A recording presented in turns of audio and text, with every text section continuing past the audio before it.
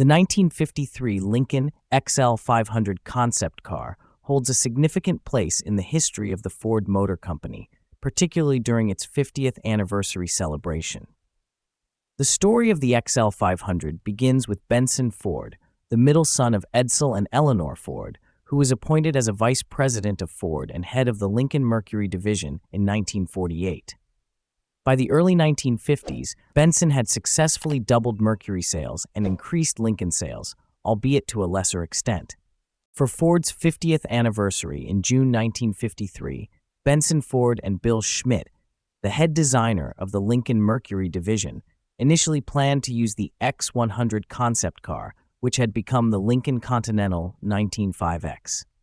However, due to a change in direction for the new Continental, the X100 was reverted back to its original concept, leaving the division without a full-sized concept car for the anniversary.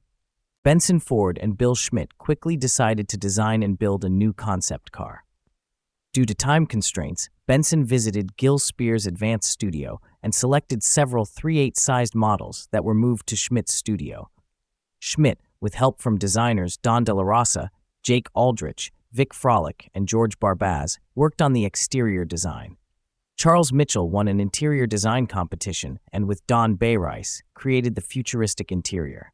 The XL-500 was built on a 123-inch Lincoln frame and featured power steering, power brakes, air conditioning, and an automatic transmission with push buttons in the steering wheel.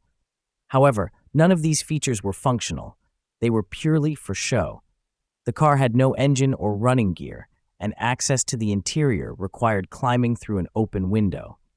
Originally named the Lincoln Phantom, the car was renamed the Lincoln XL-500 just before its public debut.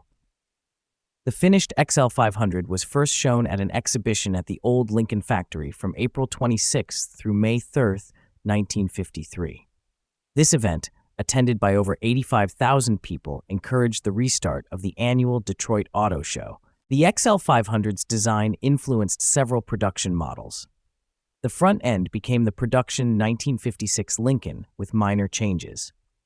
The basket handle on the 1955-56 Ford Crown Victoria, the glass roof on the 1954-56 Ford Skyliner and 1950-55 Mercury Sun Valley, and the transmission push buttons on the 1958 Edsel were all inspired by the XL-500.